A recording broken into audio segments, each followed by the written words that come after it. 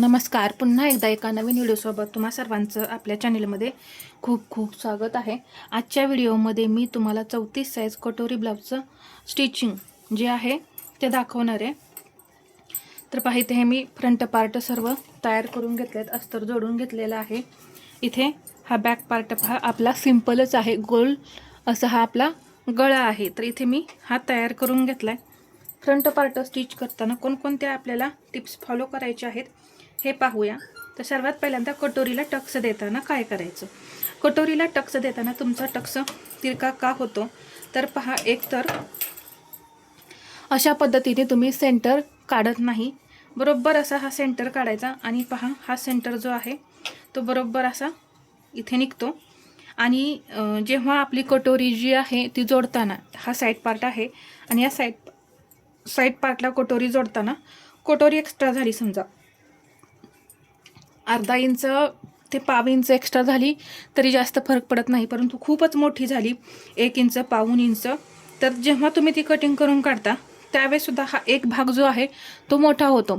मग कटोरीचा जे टक्स आहे तो तिरका म्हणजे एका साईडचा असा तयार होतो. तर ते होऊ नये यासाठी सुद्धा परफेक्ट कटिंग करायचं आहे. मी कटिंगचे व्हिडिओ बरेच शेअर केलेले आहेत, त्यानुसार तुम्ही कटिंग करा. आता आपण कटोरीला टक्स देऊन घेऊया. इथे मी सेंटर केलाय. सेंटर केल्यानंतर इथे जे आपण टक्सचं मार्किंग केलेलं असतं तिथं नॉच देऊन घ्यायचा. नॉच दिल्यानंतर इथं मी टक्सची उंची घेणार आहे 2.5 ते पावणे 3 इंच. इथं मी घेणार आहे टक्सची अशी उंची. 34 साईज आहे, पावणे 3 इंच ते 2.5 इंच घ्या.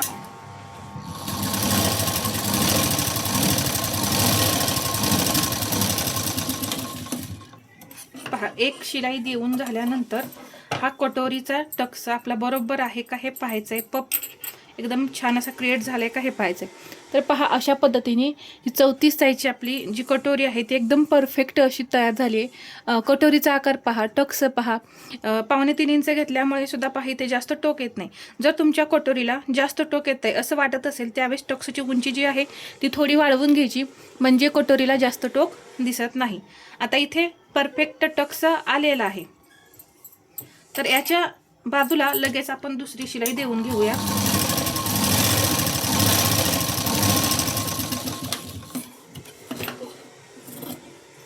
आणि हा राहिलेला टक्स जो आहे तो कट करून काढायचा. एक कटोरी आपली तयार झालेली आहे, दुसरी कटोरी सुद्धा त्याच पद्धतीने तयार करून घेऊ. इथे असा सेंटर काढायचा. सेंटर काढल्यानंतर इथे जो टक्स दिलेला आहे इथे नॉच देऊन घ्यायचा.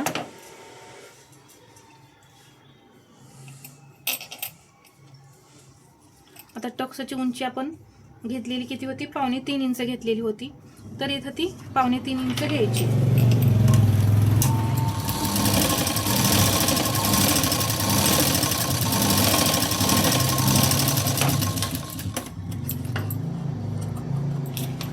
जसे की आपण पहिला टक्स दिल्यानंतर इथे या पद्धतीने कटोरी चेक करून घ्यायची.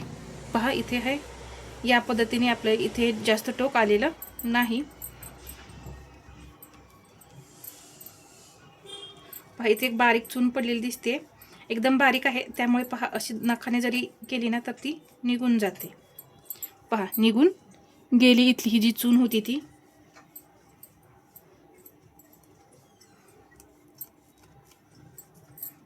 आता याच्या बाजूला आपण दुसरी शिलाई देऊन घेऊ.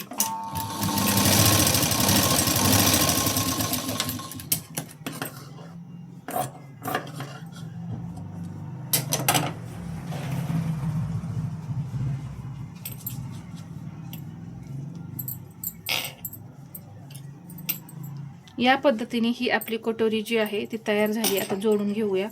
जोडताना पहा, हे जे कटोरीचं टोक आहे ते एक्स्ट्रा ठेवायचं पुढे आणि समसमान मार्जिन घेऊन जोडायची आहे.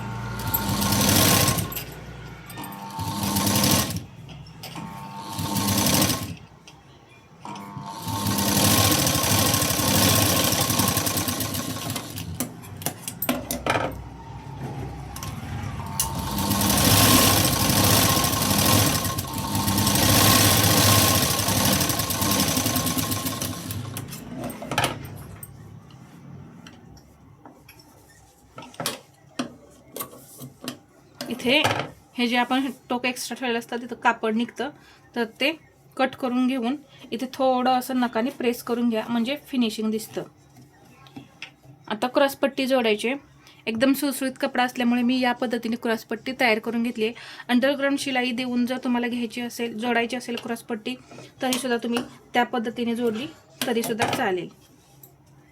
आता इथे ही जी क्रॉसपट्टी आहे याचं टोक जे आहे ते थोडं मी एक्स्ट्रा पुढे ठेवणार आहे. पहा, या पद्धतीने.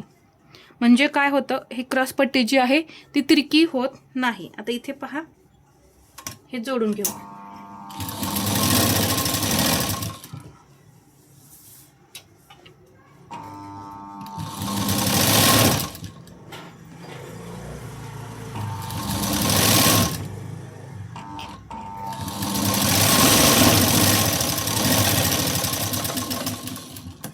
लगेचच डबल शिलाई देऊन घेऊया.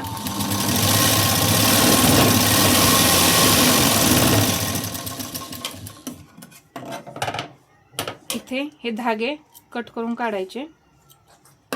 हे जे टोक आहे ते सुद्धा कट करून काढायचं. परत ही क्रॉसपट्टी अशी उलटून इथे जे काही एक्स्ट्रा असेल, आता इथे पहा थोडंच एक्स्ट्रा झाले, कधी कधी जास्त सुद्धा होऊ शकतं, त्यावेळेस ते कट करून काढायचं.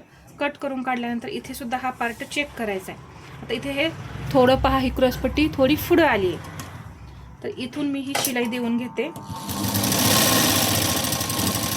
आधी अशी शिलाई देऊन घ्यायची आणि मग नंतर हे कट करून काढायचं, जेव्हा सुळसुळीत कपडा असतो त्यावेळेस.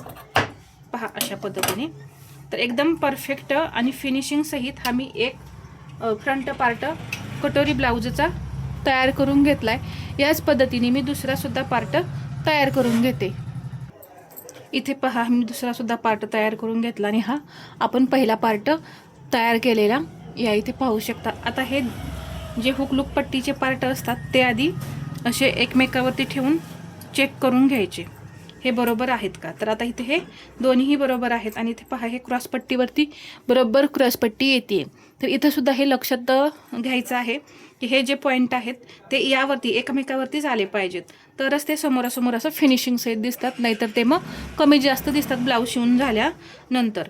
आता इथे आपण हुक आणि लूक पट्टी लावून घेऊया. तर हा जो पार्ट असतो एक, जो आपल्या डाव्या हाताचा असतो, तो घ्यायचा. आता इथे एक मी अशी अस्तरची पट्टी काढली आहे. आता इथे ही अशी तिरकी कट करून घ्यायची, कारण गळ्याजवळ कमी पडू नये यासाठी आपल्याला अशी ही एक तिरकी पट्टी कट करून घ्यायची असते वरती टोकाला. आता इथे ही पट्टी ठेवायची अशी.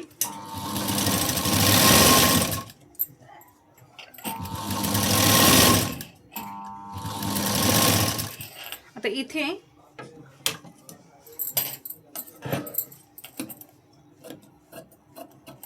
अर्धा ते पाऊण इंच मार्जिन ठेवा दुमडण्यापुरतं. असं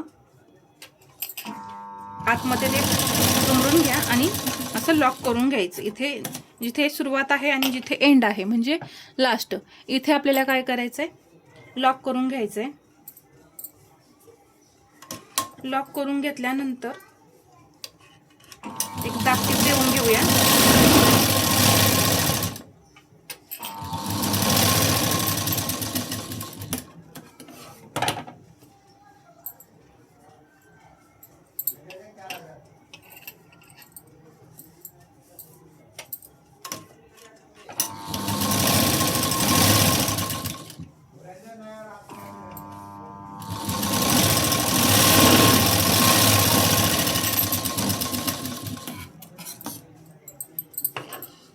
हे जे राहिलेलं टोक शिल्लक आहे ते असं कट करून काढून घ्यायचं. इथे पहा, हा जो धागा आहे तो सुद्धा कट करून घ्यायचा.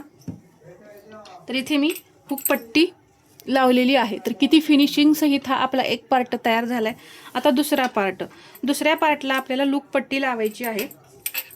लूक पट्टीसाठी हे मेन फॅब्रिक आणि अस्तर अशी ही पट्टी आपल्याला तयार करायची आहे.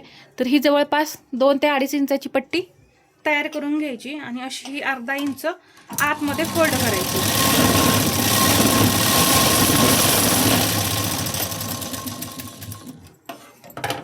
इथे ही अशी मी फोल्ड केली. आता हे मेन फॅब्रिक वरती आहे आणि हे अस्तर आतमध्ये आहे, हे लक्षात घ्या. तर मेन फॅब्रिक मी वरती ठेवलं, त्यावरती हा पार्ट ठेवला. आता इथे सुद्धा एक्स्ट्रा पट्टी ठेवायची. इथे सुद्धा मी लॉक करून घेतलेला आहे पहा.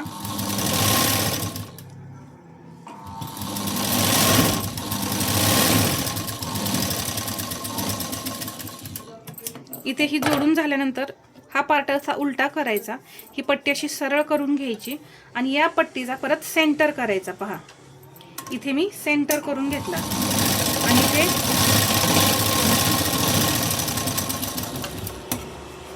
एक शिलाई देऊन हे कट करून काढलं. कट केल्यानंतर हा जो पार्ट आहे तो असा वरती फोल्ड करायचा. पहा या पद्धतीने इथे हा असा फोल्ड झाला पाहिजे. पहा एकदम बरोबर समसमान ही पट्टी आपली तयार झाली पाहिजे. आता इथे मी मशीनवरतीच लूक तयार करणार आहे, त्यामुळे मी इथं सेंटरला शिलाई देऊन घेते. जेव्हा तुम्ही हाताने लूक बनवणार असाल ना, त्यावेळेस इथं एकदम कडेला अशी शिलाई देऊन घ्यायची.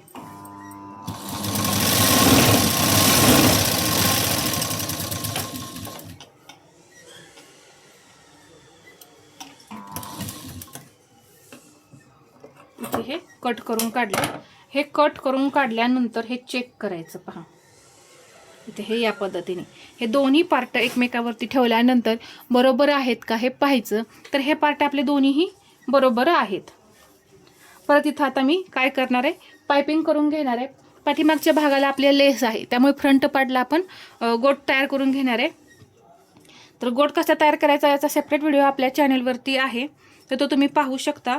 तर इथे मी फ्रंट पार्ट स्टिच करताना कोणकोणत्या टिप्स वापरायच्या हे सांगितलेलं आहे. तर जी मी माहिती दिली ती तुम्हाला कशी वाटली ही मला कमेंटमध्ये सांगा. आणि व्हिडिओ आवडला असेल तर लाईक करा, शेअर करा आणि असेच नवनवीन व्हिडिओ पाहण्यासाठी आपल्या चॅनलला सबस्क्राईब करायला विसरू नका. धन्यवाद.